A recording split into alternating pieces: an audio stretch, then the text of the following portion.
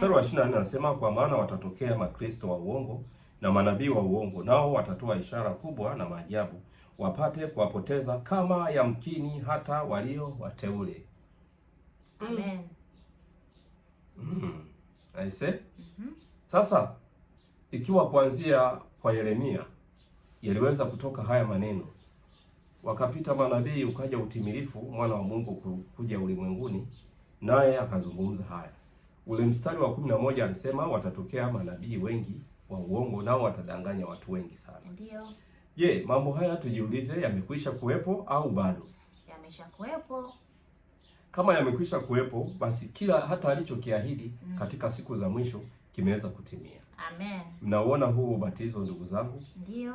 Hasa nyinyi watumishi wa Mungu ndio mmelengwa sana. Kwa nini mnalengwa sana? Jichunguzeni. Na kwa nini maneno haya makanisani hamyazungumzi? Kwa nini? Tunasikia tu nabii nani, nabii nani. Sasa huyu nabii aliandika kitabu gani?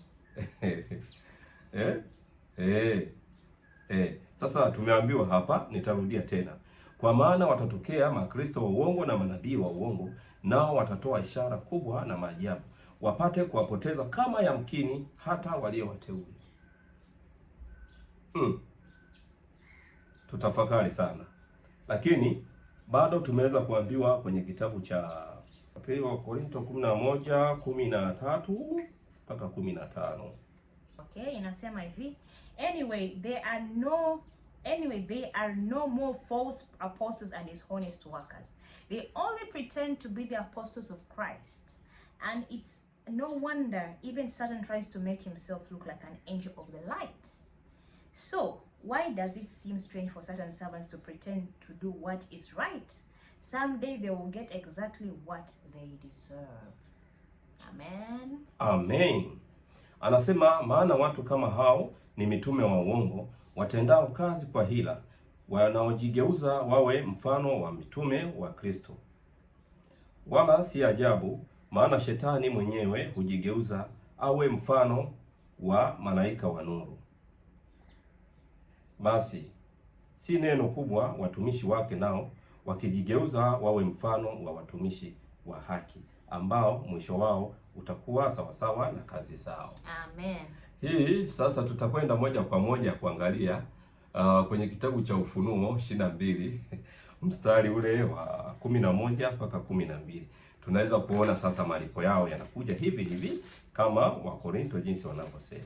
Inasema hivi, evil people will keep on being evil, and everyone who is dirty-minded will still be dirty-minded.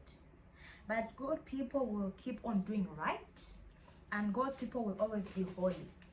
Then I was told, I am coming soon, and when I come, I'll reward everyone for what they have done.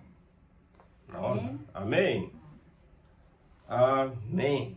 Amen. Anasema, mwenye kudhulumu na azidi kudhulumu, na mwenye uchafu na azidi kuwa mchafu, na mwenye haki azidi kufanya haki, na mtakatifu azidi kutakaswa.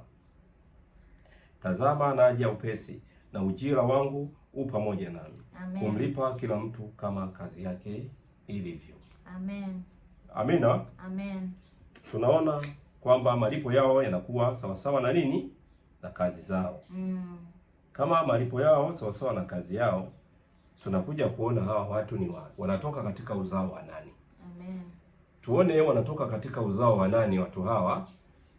Katika zile mbegu mbili ziliweza kuonekana kwenye Mathayo 13 zikikamilisha unabii wa Yeremia 31:27, mbegu ya mnyama na mwanadamu. Tunaona hawa wanatoka kwenye mbegu ya yule mnyama. Mnyama yupi anayezungumzwa na Danieli mwenye vichwa 7 na pembe 10, lakini hata kwenye kitabu cha Ufunuo anaonekana mnyama huyu katika Ufunuo 13 aliyevamia hema la hekalu la ushuhuda. Amen. Sasa tuweze kuwatazama Yohana 8:40. Inasema hivyo Kiingereza. Yes. Your father is the devil and you do exactly what he wants. He has always been a murderer and a liar. There is nothing truthful about him. He speaks on his own and everything he says is a lie. Not only is he a liar himself, but is also the father of all lies. Mpaka 45? Ni huu mstari wa 44. Okay. Tunaweza tukaishia. Anasema ninyi ni wa baba yenu Ibilisi, na tamaa zenu za baba yenu ndizo mpendazo kuzitenda. Yeye alikuwa muuaji tangu mwanzo, wala hakusimama katika kweli, kwa kuwa hamna hiyo kweli ndani yake. Asemapo uongo, husema yaliyo yake mwenyewe. Amen. Kwa sababu yeye ni mwongo na baba wa huo. Sasa hawa watu wanaendelea kukataliwa kabisa kwenye kitabu cha Ufunuo 22:18-19, ikiwa mtu yeyote ataweza kuongeza na kupunguza. 22:18-19, hawa watu wanaongeza na kupunguza. Inasema hivyo kwa Kiingereza. Yes.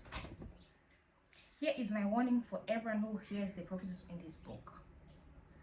If you add anything to them, God will make you suffer all the terrible troubles written in this book.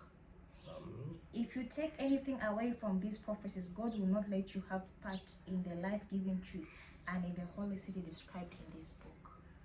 Amen.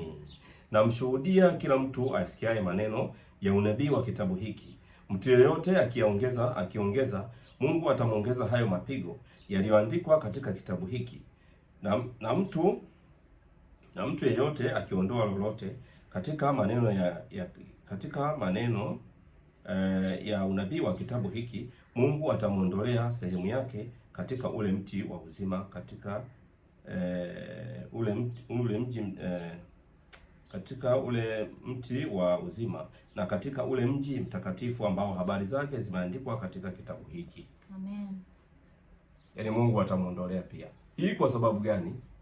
Yaani hapa unaonekana kabisa huwezi kuingia mbinguni, kwa sababu unasoma maandiko, pia unaweka mawazo yako mwenyewe. Amen. Unaweka mawazo yako mwenyewe.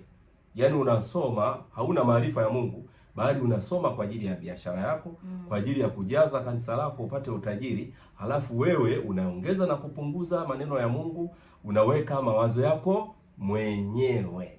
Neno la Mungu halikuja kwa ajili hiyo. Mungu amekukataa, hataki uonekane hata katika ufalme wake, bali mapigo utakayoongezewa ni kama hukumu kama hii ambayo inaonekana sasa mbele yako, kama wewe unafanya haya. Lakini lengo la Mungu nini?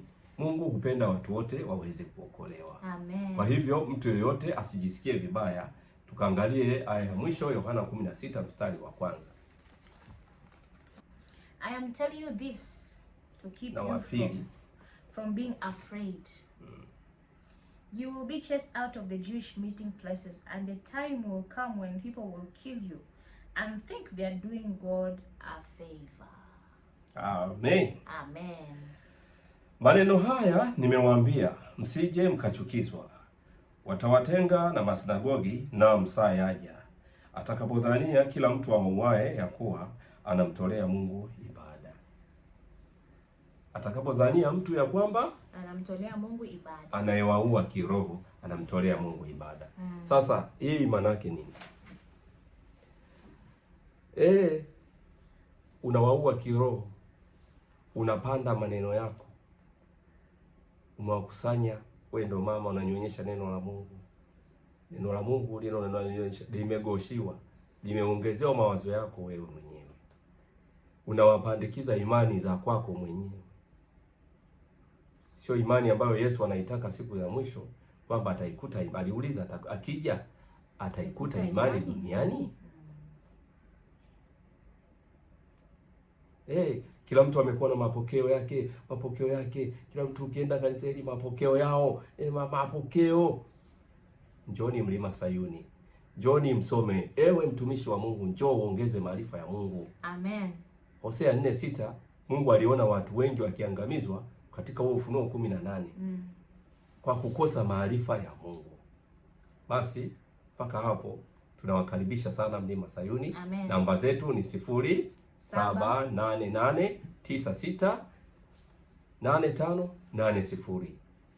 Mtumishi Yusufu, karibuni sana chuo cha Sayuni, chuo cha Biblia pasipo malipo yoyote. Karibu. Namba yangu ni 0789866191. Karibu. Jina langu naitwa Joyce Lamek Mlagala. Karibuni tena. Asante sana. Karibu mlima Sayuni.